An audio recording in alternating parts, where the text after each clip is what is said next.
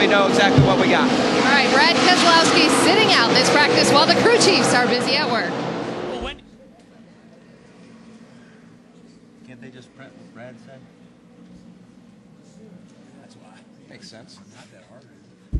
I don't know.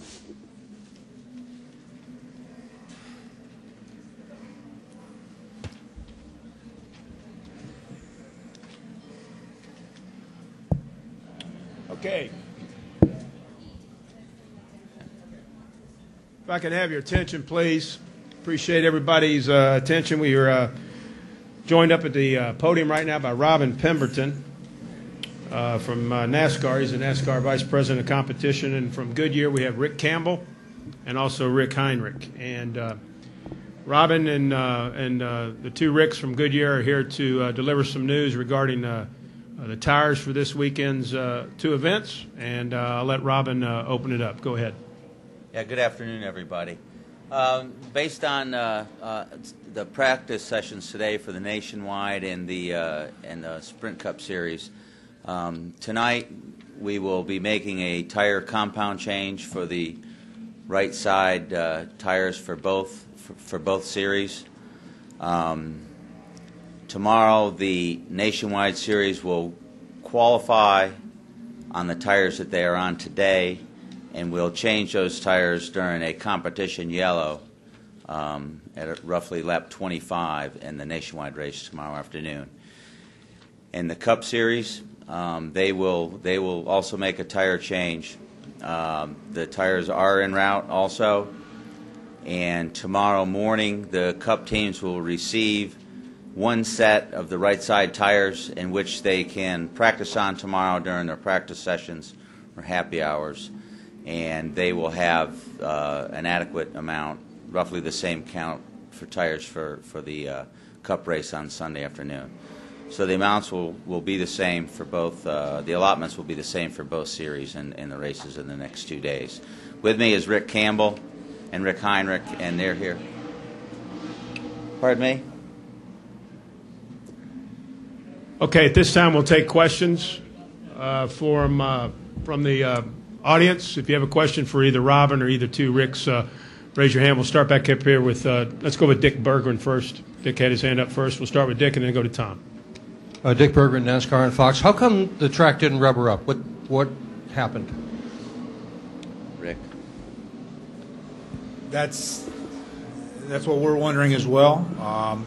Historically, it has. Historically, we've seen the high wear in the first practice sessions, and it always gets better. That's why this decision was made as soon as it was, is because we did not see that happening. And even after the sun came out, which usually a warmer track will promote that. So that's a very good question. I don't know. Tom Jensen, then we'll come over here and get a couple. Go ahead, Tom. Tom Jensen from Speed.com. For any of the three of you, was the specific problem only tire wear, or was there something else? Yeah, basically it was shoulder wear. Many of the tires we looked at this morning, the wear itself was reasonable. Right side shoulder wear was high, and based on the fact that the track didn't rubber end, it compounded the issue. Were you worried about That's always a concern at that point. Let's come over here. Bob Pockers has a question, and then we'll go to Lee. Go ahead, Bob. Bob Pockers, Singing Daily. Two questions. First, the Sadler's crash this morning in Nationwide, was that tire-related or not? And also, I believe guys usually race on the tires they qualify on, so will Cup cars keep the left sides that they qualified on and not the rights, or can you explain how that's going to work? The Cup cars? Yeah, the left side tire is not changing. It's just the right. No, it's a non-impound, so Cup will be able to change their tires. That was not related to this. No. Yeah. We'll go Lee, and then we'll come over here to Wolfgang, and then Nate. Go ahead, Lee. Lee Spencer from Fox Sports. You guys said earlier you did not test this tire combination here.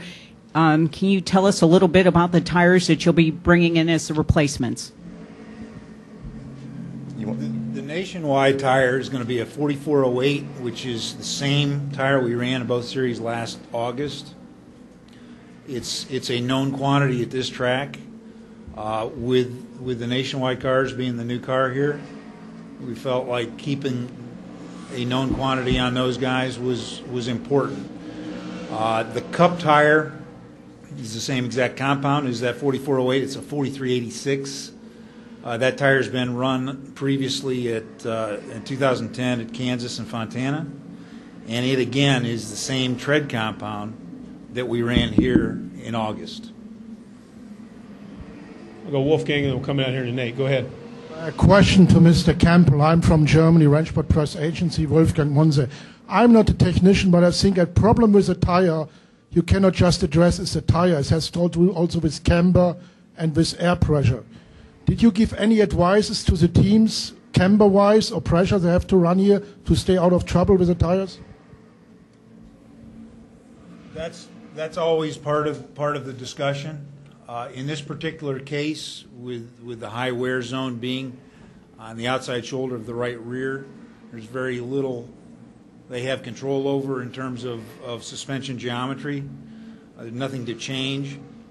One of the things that we did adjust or suggest adjusting with some air pressures to control tire deflection, and that had a negligible effect. The biggest issue was wear rates weren't diminishing. The track stayed abrasive. And I think with the lack of improvement, it was obvious that we needed to go ahead and react. And week in, week out, everywhere we go, we have a backup plan. And it seemed prudent in this particular situation that we needed to go ahead and move that direction. Go ahead, Nate. Nate Ryan, USA Today. How similar? You said that the track did rubber in the way you expected it to, and it looked like it was, at least I don't know, the pieces that were up there. It looks similar to Indianapolis 3 years ago. Is it similar to that at all? And does what happened that day play a decision in ratcheting up the urgency on this weekend? One of the things we see here at Bristol is we see early wear that generally the track will darken, the track will rubber in, and the wear improves. And we didn't see that normal improvement. It's a different mechanism than that. So it's not similar at No. all? No. Jim Utter, do you have a question? Give him a mic there, please, Lindsay. I'm not sure if this is NASCAR or a Goodyear question, but obviously, since you have the tires, you're going back to the tires from last year, they're okay. What was the premise of using a new tire this season? Well, every week we have a meeting with Goodyear to discuss the future plans and races that we just come off of. And part of that meeting is constructive advice or criticism and downloading of the events, the preceding event. When we came off of Bristol in August, even though the tires were perfect, taking the information, the teams didn't like that the track rubbered in too much. Racetrack got hot and greasy and slick. They lobbied for us to have more grip and maybe some potential, a little more tire wear, a little fall off, and you go after that to try to please the teams. And I don't think anybody will deny that approach that we've had over the last couple of years is brought on some pretty good racing and great tires. And so, we aggressively work with Goodyear and the teams to bring the best tire that we can to create the best race. And in doing so, we always have a backup plan. Like Rick said, there's tires in the barn that are ready to go anywhere and everywhere that we race. And so that's it was an effort to make the racing even better and to answer some of the requests for the teams to not really rubber in the track quite as much as it did. Back over here. Are the tires coming from Akron? Is that or Charlotte area. okay? And just how many? Denny Hamlin said that they could go about 30 laps before they start cording. I mean, what's your goal? I mean, what would be the best number of laps to be able to go here without showing cords? The tire we're bringing in proved in August that it can run a full fuel run, and that's what we have to have. they'll run 135. 135 laps. Go ahead, Jay. Jay Pennell with front stretch and all left turns. You talk about always having a backup plan. Why not bring those tires to the track in case something like this happens? That way you don't have to ship them in from Akron or Charlotte. That way they're here at the track and you just throw them on and go. Yeah, it's. I guess it's just a matter of logistics. We have a warehouse in Charlotte that's very central to almost everywhere we go, except the West Coast. And the tires are prepared. There's environmental considerations where you want them protected in an area where it's good for the tire instead of in trailers. Go ahead, Dustin. Dustin Long, Landmark Newspapers. Once you get through this weekend, what has to happen moving forward so you figure out why the track didn't rubber in this time and you don't go through the same thing come August or a year from now or some other track? I don't think there's any guarantees of anything other than you keep working to improve. I mean, everywhere we go, Goodyear continues to develop tires that are better for competition. 9 times out of 10, you hit a pretty good you hit a home run with it. The good news is everybody's ready to react in what we feel is a timely manner that we have the opportunity to put on good racing over the rest of the weekend. So, as usual, I think the tests will be scheduled like they are, throughout the summers and the fall and the spring, and work on what we have to work on to try to make everybody happy.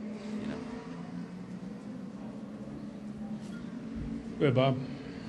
Who made the decision? I mean, is that Robin? Is that your call, or Rick? Is that your call? Did you say Robin? Who made the decision? No, I support in the call that they want to make. That's right. Basically, I mean, it's when you look at situations like this, we have the opportunity to react quick and to get in front of it for the race teams. So these guys have been out on pit road sticking tires all morning long and watching the tire wear, and reacted quickly to it. So we'll have tires on the ground tonight, and they can start mounting. But basically, we get together as a group, discuss all the options and the things that we can do quickly to provide the teams as much time as we can for them to work on their setups and their cars. Anybody else? No need for any extra track time. No. Pretty straightforward. Go ahead, Lee. Just roughly how many tires are we talking about coming in tomorrow? Total, to address the right sides for both series, somewhere in the neighborhood of around 1,200, 12 to 1,300. Okay. Robin and Rick Campbell, Rick Heinrich, thanks for coming in and addressing this, and we look forward to a great weekend here at Bristol. Thank you. Thank you, guys.